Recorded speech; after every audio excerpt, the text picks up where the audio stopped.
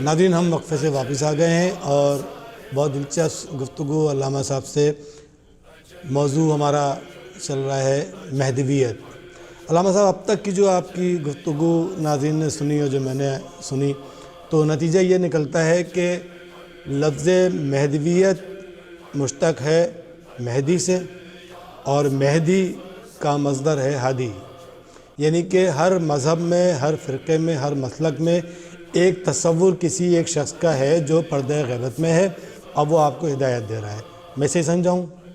جی، آپ نے بہت ہی واضح کر دیا، لیکن اس میں تھوڑی سی میں اضافہ کر دوں کہ تصور مہدویت یہ ایک عقیدہ مہدی، یعنی ایک ایسی شخصیت جو آخری زمانے سے، یعنی امام کا تعلق آخری زمانے سے ہے. یہ ہر مذہب میں ہے اور اسی کو عقیدہ مہدویت یا تصور مہدویت کہتے ہیں. یعنی ہر مذہب کے ماننے والوں کو یہ پیغام ملا ہے کہ جو آخری زمانہ ہوگا، کیونکہ ہر چیز اپنے اصل کی طرف جاتی ہے. جب یہ دنیا بنی ہے تو ظاہر یہ دنیا ختم بھی ہوگی. جب دنیا کا خاتمہ ہوگا اور خاتمے والے زمانے میں جب یہ بالکل اینڈ کی طرف جا رہی ہے، جیسے کہ دنیا اینڈ کی طرف جا رہی ہے، تو اب یہ جب اپنے منطقی انجام کو پہنچ رہی ہے تو اس زمانے میں جو آخری زمانہ ہوگا، جو قرب قیامت ہوگا، جس کے بعد پھر قیامت ہے اور اس کے بعد دنیا خاتمہ ہے اور پھر جو ہے وہ بارگاہ خداوندی میں پیش ہونے کی گھڑیاں ہوں گی، تو اس زمانے سے مربوط ہر مذہب کے اندر یہ تصور پایا جاتا ہے کہ اس زمانے میں ایک ایسا شخص جو دنیا کا بنایا ہوا نہیں ہوگا، جو شورا کا منتخب نہیں ہوگا، جو ووٹوں سے بنا ہوا نہیں ہوگا، وہ شخص ہوگا جس کو پروردگار عالم جو ہے وہ بنا کر بھیجے گا. اب یہ ہے کہ کسی کے ہاں کہ وہ بنا کر بھیجے گا، کسی کے ہاں آنے والا ہے، کسی کے ہاں کچھ تصور ہے، لیکن تصور ہے. الحمدللہ رب العالمین کے مذہب اہل بیت علیہ السلام کا یہ عقیدہ ہے کہ 13 صدیاں جو ہے پہلے جو ہے امام علیہ الصلوۃ والسلام 11 صدیاں پہلے امام علیہ الصلوۃ والسلام جو ہے وہ کائنات میں تشریف لے آئے، اور ہم ہر سال امام علیہ الصلوۃ والسلام کی ولادت بھی مناتے ہیں. اور امام موجود ہے دنیا میں. 5 برس کی عمر میں جو ہے آپ پردہ غیبت میں چلے گئے، اور پھر وہ غیبت 2 حصوں میں ہوگی، کبریٰ صغریٰ میں. اور اب یہ زمانہ جو ہے وہ غیبت کبریٰ کا چل رہا ہے، اور امام بھی زمانے کے ساتھ ساتھ چل رہا ہے. لہٰذا یہ تصور، اسے کہتے ہیں تصور مہدویت یا عقیدہ مہدویت ہم جسے کہہ سکتے ہیں، ہر زمانے میں موجود ہے. لہٰذا چونکہ ہمارے ہاں جو ایک سلسلہ اسلام کے اعتبار سے تو ہم دیکھتے ہیں پیغمبر اعظم صلی اللہ علیہ وآلہ وسلم کی روایات سے کہ میرے بعد یہ میرا نائب ہے، اس کے بعد یہ ہے، یہ ہے، یہ ہے، اور چلتے چلتے امام علیہ الصلوۃ والسلام تک سلسلہ پہنچا کہ میرا آخری نائب، میرا آخری جانشین، میرا آخری وصی حجت خدا ہوگا، صاحب الامر ہوگا، امام زمانہ اجل اللہ فرج و شریف ہوگا، اور اسی کو ہم امام مہدی علیہ الصلوۃ والسلام کہتے ہیں. تو یہ تصور تمام مذاہب میں پایا جاتا ہے. ہندو مت میں بھی پایا جاتا ہے، عیسائیوں میں بھی پایا جاتا ہے. اور یہی سبب ہے، دیکھیں اس وقت جو اسلام نے کسی کا کیا بگاڑا ہے. یہودی بھی ہمارے دشمن، عیسائی بھی ہمارے دشمن، ہندو بھی ہمارے دشمن. کیوں؟ عقیدہ ہے، لیکن اس عقیدے کا اور اس تصور کا جو مرجع اعظم ہے وہ ہمارے پاس ہے. لہٰذا ہر دنیا کا مکتبہ فکر جو ہے وہ ہمارے ساتھ الجھا ہوا ہے، اور بہانے کر کے جو ہے وہ اسلام کو کمزور کر، جو کہ مطلقاً عقیدہ مہدویت اسلام کا ہے. لہٰذا وہ ساری قوتیں مل کر جو ہیں وہ اسلام کو ختم کرنا چاہتی ہیں، تاکہ اسلام ختم ہو اور ان کا جو بھی ہے وہ ان کا جو تصور پایا تو وہ اپنے والے کو پیش کریں. جیسے یہودیوں کا کہ جناب موسیٰ جو ہیں وہ اٹھا لیے گئے ہیں اور وہ آخری زمانے میں آئیں گے. اسی طرح عیسائیوں کا عقیدہ ہے کہ جناب عیسیٰ جو ہیں وہ اٹھ چکے ہیں، وہ آخری زمانے میں آئیں گے. تو ہم بھی ان کی تائید کرتے ہیں، وہ آئیں گے ضرور، لیکن آئیں گے ایک نوکر کی حیثیت میں، آئیں گے ایک معموم کی حیثیت میں، مقتدا کی حیثیت میں نہیں آئیں گے. یعنی 2 قدم آگے نبوت سے امامت ہوگی. بالکل، نبوت اور اپنا مقتدی کی حیثیت سے آئیں گے، مقتدا کی حیثیت سے نہیں آئیں گے. لہٰذا اسی لیے اسلام کے ساتھ دشمنیاں کی جاتی ہیں. اسلام کا جو مفہوم ہے، میں بغیر کسی مذہب کے تعصب کے اسلام کا تصور تشیع کے بغیر ایسے ہے جیسے بجھا ہوا چراغ. واہ واہ واہ واہ واہ. اگر اسلام کا تصور ہے تو وہ تشیع کے وجود سے ہے، اس لیے کہ اسلام جن چیزوں کا حکم دیتا ہے ان تمام تر چیزوں کو احاطہ کرنے والی جو قوت ہے اسے قوت امامت کہتے ہیں. اور امامت کا سلسلہ مذہب اہل بیت علیہ السلام اور اسلام کے مکاتب میں امامت کا تصور جو ہے وہ مذہب اہل بیت علیہ السلام کے پاس ہے. لہٰذا اب اسلام کہیں یا تشیع کہیں بات ایک ہے، دین کہیں یا حسین کہیں بات ایک ہے. لفظوں میں آئے گا تو دین کہلائے گا، وجود میں آئے گا تو حسین کہلائے گا. واہ واہ واہ واہ واہ واہ. علامہ صاحب ایک سوال اور ذہن میں ہے اور اس کو بھی اگر ہم کلیئر کرتے چلیں تو ہمارے ناظرین کو بہت مواد ملے گا کہ یہ ترقی پسند دور اور سوشل میڈیا، فیس بک، یوٹیوب، XYZ جتنے بھی ہیں، تو اس میں لوگ انٹرٹینمنٹ کی طرف زیادہ ہیں. یہی وجہ ہے کہ شاید وہ اپنے مکتب کا مطالعہ نہیں کر سکتے. تو اس دور میں، اس مشکل ترین دور سے ہم گزر رہے ہیں، اس میں امام زمانہ کے لیے ہم کیا تیاریاں کریں؟ آپ کے نزدیک کیا عوامل ہیں اس کے، کیا سسٹم ہونا چاہیے؟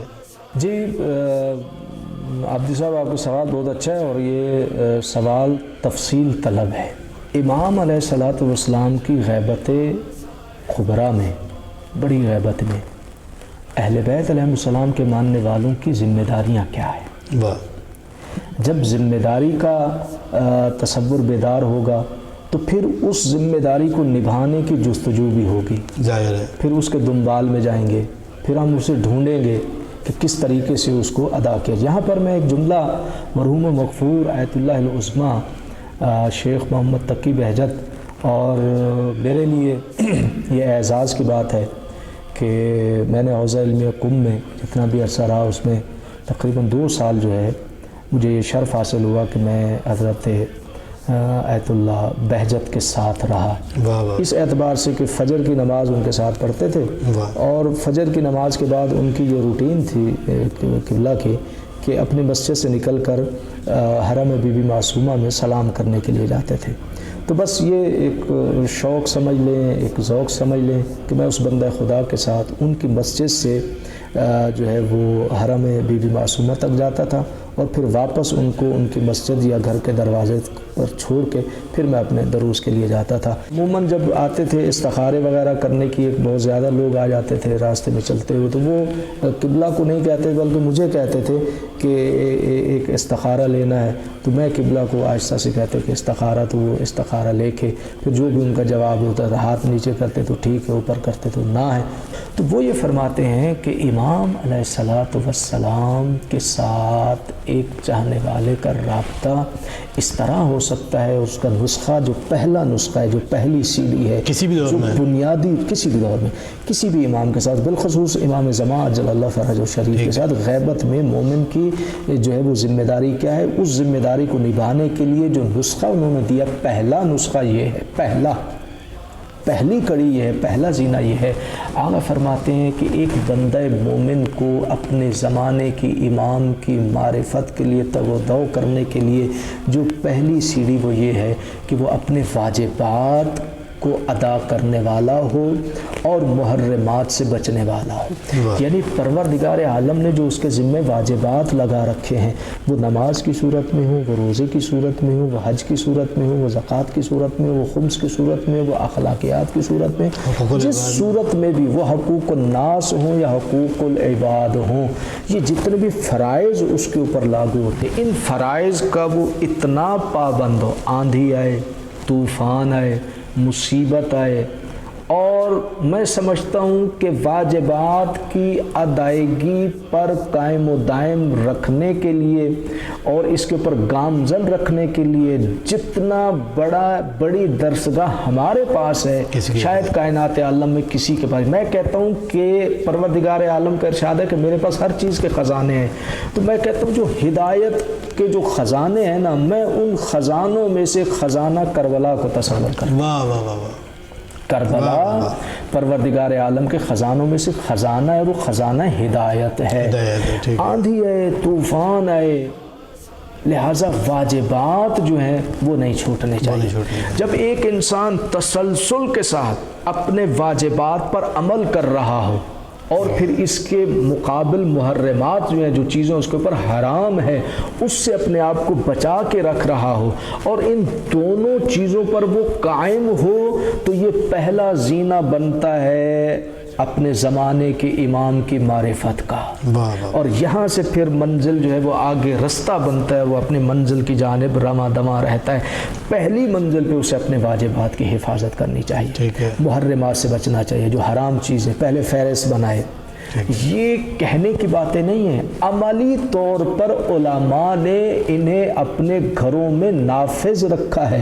باقاعدہ علماء کے گھروں میں چارٹ بنے ہوئے تھے۔ بدقسمتی یہ ہے کہ ہمارے یہاں علماء ہی نہیں ہیں، ہمارے پاس سب سے بڑی قحط الرجال ہے نا، اور جو بیچارے ہیں انہیں مولوی سمجھتے نہیں ہیں، انہیں مولوی سمجھتے نہیں ہیں، یہ بھی عالمی ہے اس معاشرے کا۔ لہٰذا علماء کی اب بھی ہمارے بھی وطن میں جو علماء ہیں ان کے گھروں میں یہی رسم اور رواج ہے جو بزرگ علماء کا تھا۔ باقاعدہ چارٹ بنتا تھا، چارٹ لگا دیتے تھے کیا کرنا ہے کیا نہیں کرنا ہے، کن چیزوں میں جانا ہے کن چیزوں سے رکنا ہے، کیا کیا کرنا ہے، اور ہر آدمی اپنے پورے دن کی رویداد اس چارٹ پہ لکھتا تھا کہ آج میں نے یہ کیا ہے، آج میں نے یہ کیا ہے۔ پھر اس کو بیٹھ کے جو ہے وہ سمجھایا جاتا تھا، پھر اس کے اندر جو منفی چیزیں تھیں اسے ختم کیا جاتا تھا، جو مثبت چیزیں تھیں اسے لے لیا جاتا تھا، اور آئندہ کے لیے پند و نصیحت کی جاتی تھی۔ گویا کہ یہ محاسبے کا پریکٹیکلی جو ہے وہ چیز سامنے آتی تھی۔ تو انسان کو اب محاسبے کے حوالے سے مولا امیر المومنین علی علیہ السلام کا ایک جملہ ہے، مولا فرماتے ہیں اپنا حساب کرو اس سے پہلے کہ تمہارا حساب لیا جائے یا تمہارا حساب کیا جائے۔ انسان دن بھر، ایک آدمی اپنی دکان پہ جاتا ہے تو اپنی دکان کی دن بھر کے حساب کو لکھتا ہے، دن بھر کے حساب کو لکھتا ہے کہ آج میں نے یہ چیز بیچی، یہ چیز بیچی، یہ چیز بیچی، یہ چیز بیچی، یہ چیز، اور اس کے اندر دو ہی تصور ہوتے ہیں، ایک یہ کہ جو چیز چلی گئی ہے پھر اسے دوبارہ سے لا کے سٹاک کیا جائے، اور دوسرا یہ ہوتا ہے کہ اس میں سے میں نے نفع کتنا کمایا، مجھے فائدہ کتنا ہوا۔ یہ دو ہی چیزیں اسے حساب پر مجبور کرتی ہیں کہ یہ دو چیزیں ہیں جس کے اوپر وہ حساب کرتا ہے کہ میں نے یہ چیزیں بیچی ہیں تو اس بیچنے پر مجھے فائدہ کیا ہوا، پلس یہ کہ یہ چیزیں نکل گئی تو میں مزید اس کا اسٹاک کروں۔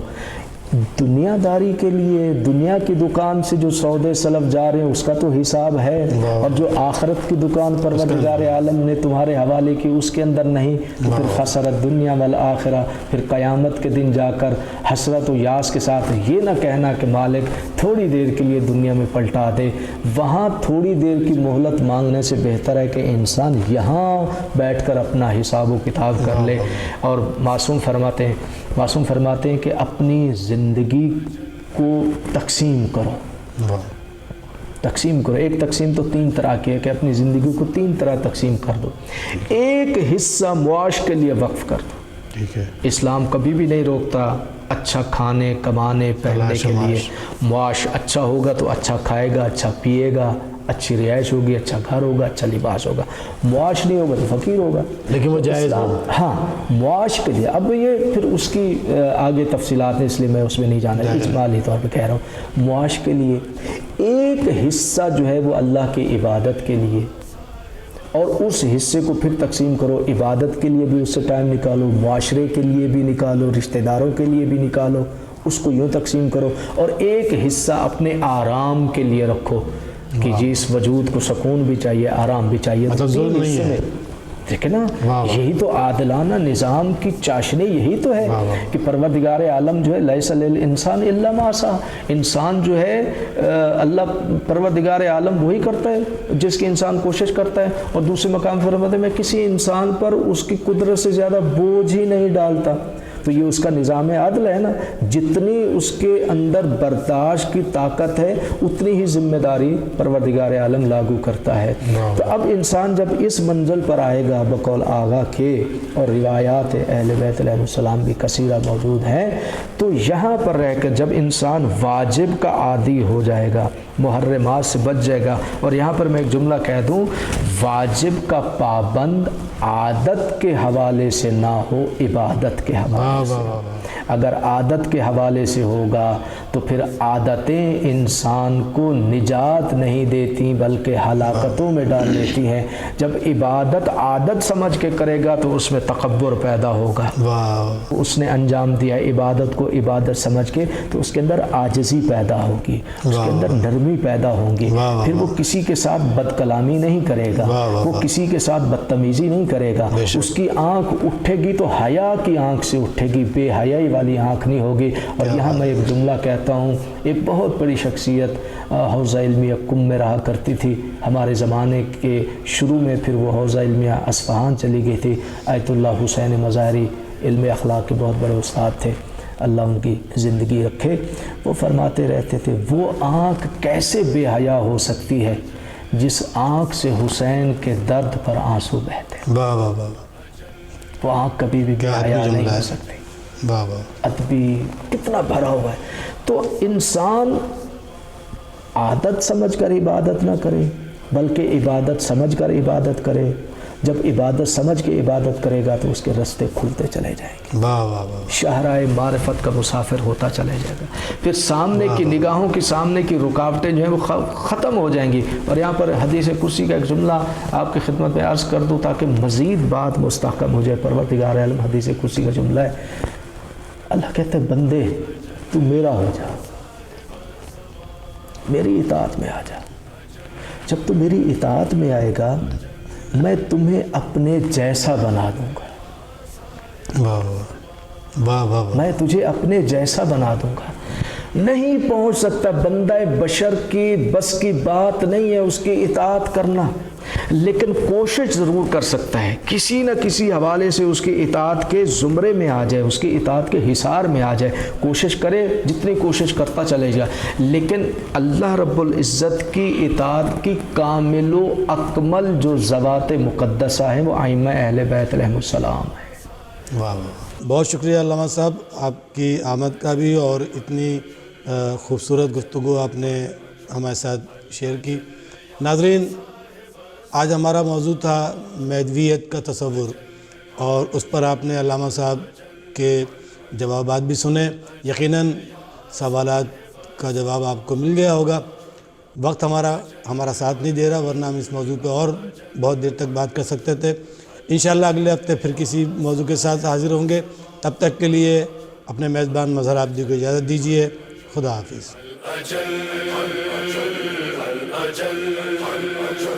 الأجل يا صاحب الزمان، الأجل الأجل الأجل يا صاحب الزمان، الأمان الأمان الأمان الأمان الأمان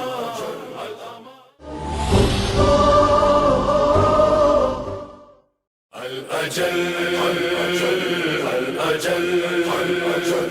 الأجل يا صاحب الزمان، الأجل الأجل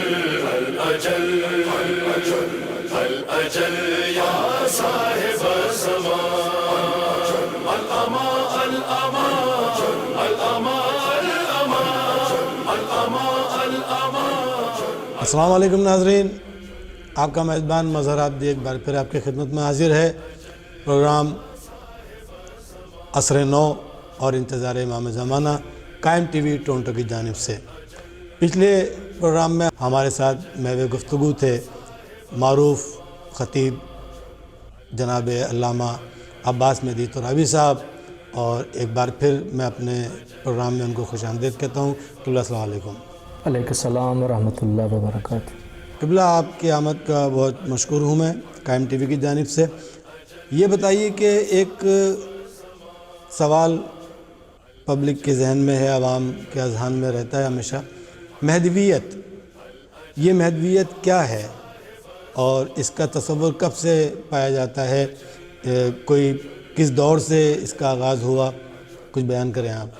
بسم اللہ الرحمن الرحیم وبہ نستعین وہو خیر الناصر ومعین۔ جی حضور، عقیدہ مہدویت یا تصور مہدویت کوئی ایسی چیز نہیں ہے کہ جسے مکتب اہل بیت یا مذہب اہل بیت یا کہ شیعیان اہل بیت نے اسے واضح کیا. ٹھیک ہے. عقیدہ مہدویت یا تصور مہدویت تمام مذاہب میں پایا جاتا ہے. اچھا. جتنے بھی مذاہب ہیں وہ ہندو مذہب ہو, ٹھیک ہے, عیسائی مذہب ہو, یہودی مذہب ہو, زرتشتی ہو یا اسلام, ٹھیک ہے, سب کے اندر جو ہے تصور مہدویت پایا جاتا ہے. یعنی ہر مذہب کا جو بھی مصلح رہا, جو بھی رہنما رہا, اس نے اس عقیدے کو اپنے ماننے والوں میں واضح کیا کہ آخری زمانے میں ایک ایسا مصلح اعظم آئے گا, ایک ایسا اصلاح کرنے والا آئے گا جو زمین کو دوبارہ سے عدل و انصاف کے ساتھ بھر دے گا, امن و امان سے بھر دے گا, جیسے وہ ظلم و جور اور بد امنی سے بھری ہوئی تھی. یہ تصور یا یہ عقیدہ مہدویت ہے. ٹھیک ہے. اسلام نے کوئی نئے سرے سے اس کو جو ہے وہ اجاگر نہیں کیا, ہر مذہب کے اندر ہے اور ہر مذہب نے اس کی تبلیغ کی ہے. وہ انجیل ہو, تورات ہو, زبور ہو, یا ہندو دھرم کی کتابیں ہوں یا زرتشتی مذہب کی کتاب ہو, سب کے اندر عقیدہ مہدویت, تصور مہدویت موجود ہے.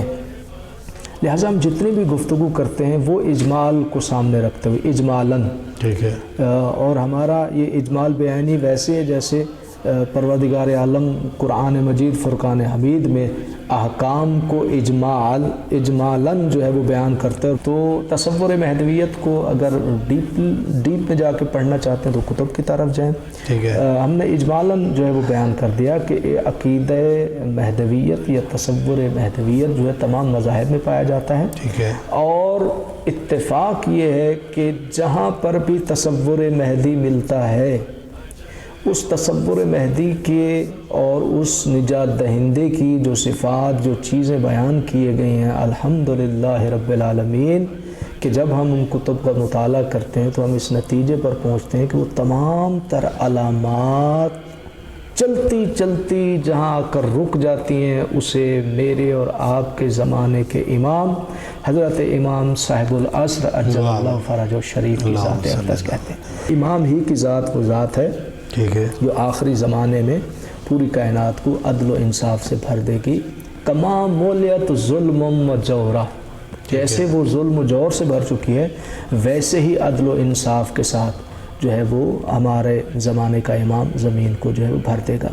یہ تصور مہدویت, اور اس کے اوپر علماء اہل سنت نے بھی بہت زیادہ جو ہے کتابیں لکھی, اور بالکل ہمارے زمانے کی ہی بات ہے. مثلا اسی زمانے میں ایک ایسی اہل سنت کی معروف شخصیت ہے جس کا تعلق مکتبہ دیوبند سے ہے. ٹھیک ہے. انہوں نے باقاعدہ کتاب لکھی ہے عقیدہ ظہور مہدی. اچھا. اور غالباً غالب خیال یہ ہے کہ اسی کتاب کے جرم میں انہیں مار دیا گیا ہے. ارے مفتی نظام الدین شامزئی, جو بھی کڑیاں ہوں گی ان کی مارے جانے کی, ان میں سے ایک کڑی یہ بھی ہے کہ انہوں نے عقیدہ ظہور مہدی پر کتاب لکھی ہے. بہت زبردست کتاب ہے, اور میں ناظرین کی خدمت میں عرض کروں گا کہ اگر وہ میسر ہو جائے تو اسے لیں اور اسے پڑھیں, اس کا مطالعہ کریں. خاص کر اسلام کے حوالے سے جتنے بھی ہمارے فرقے انہوں نے امام زمانہ جلال و فرج و شریف کے اوپر کام کیا ہے. لیکن یہ اور بات ہے کہ عوام الناس تک یہ چیزیں نہیں پہنچ رہی جس طرح سے پہنچنی چاہیے تھی. ٹھیک ہے. لہٰذا ہر انسان کی یہ ضرورت ہے کہ اس مسئلے کو ڈھونڈے, اس کی توجہ کرے, اس تک رسائی حاصل کرے. جب وہ اس تک رسائی حاصل کرے گا, اس تک دوڑے گا, اس تک پہنچے گا, تو وہ پہنچتے پہنچتے اسی دروازے پہ پہنچے گا جس دروازے کو دروازہ اہل بیت علیہ السلام کہتے ہیں. لہٰذا دروازہ امامت کہتے ہیں, اور دروازہ نجات کہتے ہیں. لہٰذا امام علیہ الصلوۃ والسلام کا وجود مقدس. اب یہاں پر ضمناً ایک بات میں آپ کی خدمت میں عرض کر دوں کہ یہ عقیدہ تو ہر جگہ ہے. اب ظاہر زرتشتی چلے گئے, یہودیت چلی گئی, عیسائیت چلی گئی, دیگر مذاہب چلے گئے, ہندو مذہب چل رہا ہے, عیسائیت بھی مذہب تو چل رہا ہے لیکن وہ منسوخ مذہب ہے, اس وقت اسلام سے ہے. ایک شخص اتنے لمبے عرصے تک زندہ کیسے, یہ ایک سوال ہے، یقیناً اس کے اوپر بہت ساری چیزیں بیان کی جا چکی ہیں اور ہوتی رہیں گی، لہٰذا میں اجمالاً اس پہ ایک گزارش کرنا چاہتا ہوں۔ لوگوں کی سوچ اور فکر کجی اور ٹیڑھے پن پر کیوں ہے؟ واہ، ان کی سوچ اور فکر مثبت کیوں نہیں ہوتی؟ ظاہر ہے المیہ ہے، اگر مثبت سوچ رکھیں تو یہ سوال ہی پیدا نہیں ہوتا۔ ظاہر ہے۔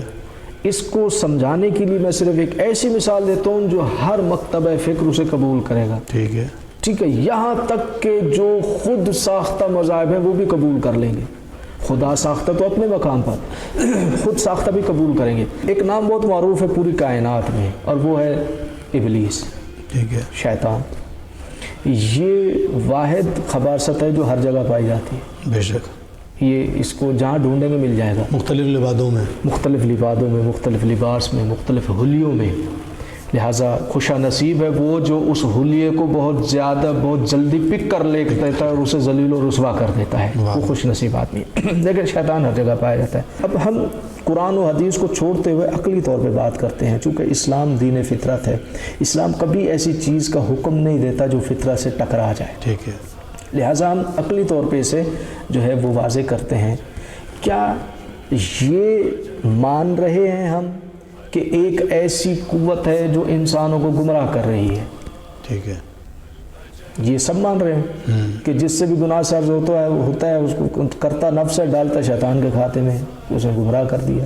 یہ ہر جگہ پایا جاتا ہے۔ یہ کیوں کر ممکن ہے کہ اس کائنات میں ایک گمراہ کرنے والی قوت کا تو تصور کر کے اس پر ایمان رکھا جائے، بچانے اور والی، یہاں آ کر جو ہے وہ موت پڑ جائے کہ اسی کے مقابلے میں پروردگار عالم نے ایک ایسی قوت بھی رکھی ہے کہ جو قدم قدم پر انسانیت کو گمراہی اور ضلالت سے بچا کر نجات کے جادے پر لے کر چلتی ہے، مسافر بناتی ہے نجات کا۔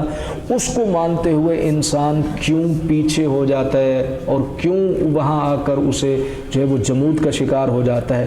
یہ عقلی طور پہ جہاں ہدایت، جہاں گمراہی ہوگی وہاں ہدایت بھی ہوگی۔ اگر گمراہی ہو تو پروردگار عالم کا نظام عدل جو ہے وہ مجروح ہو جاتا ہے۔ قیامت کے دن ہر آدمی کھڑے ہو کر جی ہمیں تو گمراہ کرنے والا ہی سے سابقہ ہوا، ہمیں تو گمراہ کرنے والا ہی ملتا رہا، ہمیں تو کوئی نجات دینے والا نہیں تھا، ہمیں تو کوئی راہ راست پہ لانے والا نہیں تھا۔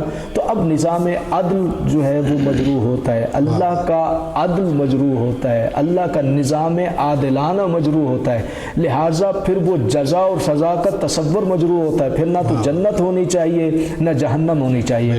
اگر جنت اور جہنم کے تصور پر انسانیت قائم ہے تو پھر اسے یہ بھی ماننا پڑے گا کہ جیسے گمراہ کرنے والی قوت ہے ویسے ایک ہادی اور ایک ہدایت کرنے والی بھی قوت موجود ہے، اور جو ہدایت کرنے والی قوت ہے اسی کو امام مہدی علیہ الصلوۃ والسلام، اسی کو حجت خدا کہا جاتا ہے، اسی کو سلسلہ امامت کی آخری کڑی کہا جاتا ہے، اسی کو ہادی امت کہا جاتا ہے۔ اور وہی حجت خدا ہے، اگر وہ نہ ہو تو ابلیس پوری کائنات کو گمراہ کر دے، اور پھر نتیجہ یہ ہوا کہ اللہ جو ہے پھر اگر یہ ابلیس ہی ہوتا تو اللہ کو جنت بنانے کی ضرورت نہیں، جہنم بھی بناتا، اس لیے کہ جتنے بھی گمراہ ہیں ان کو سب کو اٹھا کر لا کر جہنم میں ڈال دے۔ جنت اور جہنم کا تصور بتا رہا ہے کہ ایک قوت وہ ہے جو انسانیت کو کھینچ کھانچ کے جہنم کا ایندھن بنائے گی، اور ایک قوت وہ ہے جو جہنم کی طرف سفر کرنے والوں کو کھینچ کھانچ کے جنت کی طرف لے کر آئے گی۔ لہٰذا جو قوت جنت کی طرف لے کر آ رہی وہ قوت الہی ہے، وہ قوت ربانی ہے، اور وہ قوت ربانی وجود امام علیہ الصلوۃ والسلام کے حوالے سے ہے۔ لہٰذا امام علیہ الصلوۃ والسلام کا تصور جو ہے وہ تمام مذاہب میں پایا جاتا ہے۔ جس طرح سے گمراہ کرنے والا موجود ہے ویسے ہدایت کرنے والا بھی موجود ہے، اور اس کے اوپر بھی قرآن مجید فرقان حمید نے بہترین انداز سے گفتگو کرتے ہوئے یہاں ارشاد فرمایا ہے، بسم اللہ الرحمن الرحیم، انما انت منذر ولکل قوم ہاد۔ پروردگار عالم حبیب مصطفیٰ کو مخاطب کرتے ہوئے، اے حبیب مصطفیٰ آپ فقط ڈرانے والے ہیں، بس آپ ڈرانے والے ہیں، اور ہر قوم کے لیے کہاتی ہے۔ یہ کیوں کرے کہ قومیں تو ہزاروں ہوں، قوموں کا وجود تو ہو کائنات میں، لیکن ان قوموں کو نجات دینے والا، قوموں کی ہدایت کرنے والا، قوموں کو بچانے والا ہادی نہ ہو، یہ ممکن نہیں ہے۔ قرآن کی آیت مجروح ہو جائے گی، ایک آیت مجروح ہو تو پورے کا پورا قرآن جو ہے وہ مجروح ہو جائے گا۔ لہٰذا پروردگار عالم نے ہر قوم کے لیے، ہر امت کے لیے، ہر دور کی قوم کے لیے ہادی رکھا ہے، اور یہی سلسلہ ہے امام علیہ الصلوۃ والسلام کی غیبت کا، کہ غیب ہوتے ہوئے پھر ایک مسئلہ آتا ہے کہ امام غیب ہے تو ہمیں کیا فائدہ ہوگا، یہ بھی ایک مسئلہ آ جاتا ہے۔ تو امام تو غیب ہے، جو ایک شخص ہے نہیں۔ ایک غیبت کا ایک تصور یہ ہے کہ امام، ہم امام سے غیب ہیں، یعنی ہم امام سے دور ہیں، امام ہم سے دور نہیں بے شک۔ ہے، امام ہمارے درمیان موجود ہے۔ اور اس کے اوپر بہترین جو ہے وہ روایت، یہ معرفت کی کمی ہے۔ ہاں، وہ روایت اطلاق کرتی ہے کہ جب امام علیہ الصلوۃ والسلام کا ظہور ہوگا تو بہت سارے لوگ یہ کہیں گے کہ ہم نے تو اس شخصیت کو فلاں مسجد میں، فلاں امام باڑے میں، فلاں محفل میں، فلاں مجلس میں، مثلا حج کے ایام میں مثلا منی میں دیکھا، مزدلفہ میں دیکھا، ہم نے میدان عرفات میں دیکھا، ہم نے طواف کرتے ہوئے دیکھا، ہم نے صفا اور مروہ کے درمیان دیکھا۔ تو یہ دیکھنا اس بات کا ہی دلیل بن رہی ہے اس روایت کے اعتبار سے کہ ہم امام سے دور ہیں، امام ہم سے دور نہیں ہے۔ لہٰذا غیبت کا ایک مفہوم یوں بھی سمجھ لینا چاہیے کہ غیبت یہ ہے کہ ہم اس قابل نہیں ہے کہ ہم اپنے امام کو دیکھ سکیں، ہم اس قابل نہیں کہ ہم امام کے ساتھ گفتگو کر سکیں، ہم اس قابل نہیں ہے کہ ہم امام کو روبرو دیکھ سکیں۔ اور دعائے ندبہ اگر انسان کو یاد ہو، خاص کر مکتب اہل بیت علیہ السلام کے ماننے والوں کو، تو اس کے اندر ایک جملہ ہے کہ میں پوری دنیا کو تو دیکھوں، نہ دیکھوں تو وجود امام کو نہ دیکھوں۔ واہ واہ واہ واہ واہ قبلہ، بہت شاندار اور بہت دلچسپ گفتگو آپ سے ہو رہی ہے۔ وقت ہوا جاتا ہے ایک چھوٹے سے وقفے کا، دیکھتے رہیے گا قائم ٹی وی۔